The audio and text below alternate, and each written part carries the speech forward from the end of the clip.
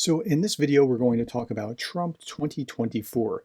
There is something different about Trump now than there was in 2016. And I don't just mean that he was opposed to Hillary Clinton. There's okay, you're not going to think if you're on the left side of the spectrum that he was benign in 2016. I don't fault you for that.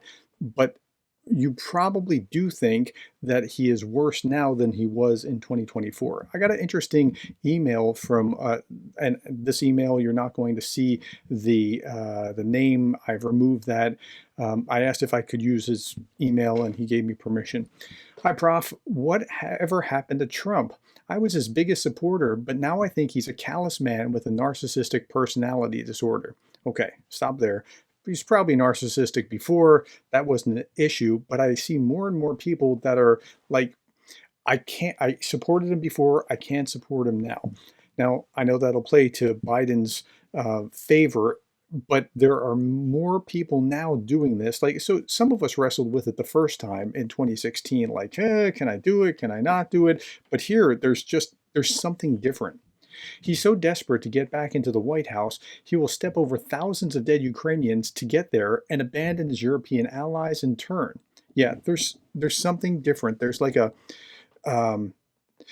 revenge motive or something. I don't know exactly how to describe it, and I'm just kind of thinking out loud with this. In America, he has 55% unfavorability rating. He has only 1 and 2 point lead in the disaster that is Biden. So this is a Republican that's writing this, calling Biden a disaster, but he's not happy with Trump either. Imagine only 1 or 2 points ahead of a man that is totally incompetent. Again, he's referring to Biden. And despite all the big rallies and bravado, there are very many worried MAGA officials. So Trump needed a lever, and that lever was immigration. So he instructed his MAGA officials, Congress and House, to do everything that they could to force Biden to capitulate on the border. But his extreme right MAGA congressman came up with the great idea of making Ukraine pay the price in lives. And a number of us are distraught about this as we look through what's actually happened. No help for Ukraine unless Biden caves on the border. The problem is that blackmail didn't work because Obama is advising Biden and said it will backfire on Republicans, and it did. I don't know if that's true. Maybe it is, maybe it's not, but this is the way this particular viewer sees it. Now, Trump is changing his tune. He has given up on the blackmail as it's hurting him with decent Republicans, and it's suggesting that America offer a loan to Ukraine. Well, I hope that they do that, because the sooner they can do something like that, the better for Ukraine. Now, just get something out to them so they can defend themselves. Now, if they offer a loan, Trump will look like the hero when in fact his hands are covered in blood. Regards, name withheld. Now, I think that's an interesting understanding of what's happened, and I'm not sure that it's right, but I'm not sure that it's off. And in a sense that, yeah, Trump might actually look better for having negotiated a deal about Ukraine and take the credit for that, which would be bizarrely bad. Now, there are a number of groups on, say, Twitter, Republicans against Trump, that have put forth things to try to, like, hey, this is what Trump's really like. There's a group on YouTube called The Bulwark with folks like Bill Kristol. Bill Kristol is a conservative's conservative, and he was one of the original Never Trumpers. There are groups like Republican Voters Against Trump, and they have just testimonies of ordinary people that are just saying, look, I just can't do it. And I understand with those people that are like that.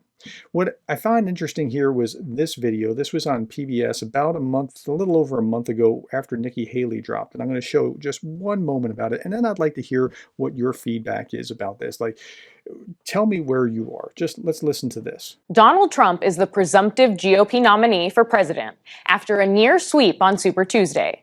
But when his last major opponent standing, Nikki Haley, dropped out this week, she didn't throw her support behind Trump. Despite calling on Haley voters to support him, Trump made clear he doesn't want anyone critical of him in the party. The greatest movement in the history of our country. And they say, always trying to demean, well, MAGA really represents 48% of the Republican Party. No, it is a split. It's not full MAGA. But when you hear Trump talk about it, you would think it's all MAGA all the time, nothing else. It represents 96% and maybe 100%. We're getting rid of the Romneys of the world. We want to get Romneys and those out. Exit polls tell a slightly different story. A third of Republican primary voters in North Carolina and Virginia said they would not vote Republican in November, regardless of the nominee. Now, some will look at Biden at the end of the day and say, this is too bad, I can't do this, and they'll return home to the Republican Party and vote for Trump. But that's a pretty high number. And there are a number of people that just they see something different now than they saw in 2016 when it was candidate Trump, or 2020 when there wasn't really any debates between Trump and Biden. It was COVID. And there's just something different. Am I wrong? Is there something different? That's the question that I'm asking here. What's different about Trump this time than there was before? Or am I just missing something? Please put your comments below. I will read every response that you put in this. I promise you.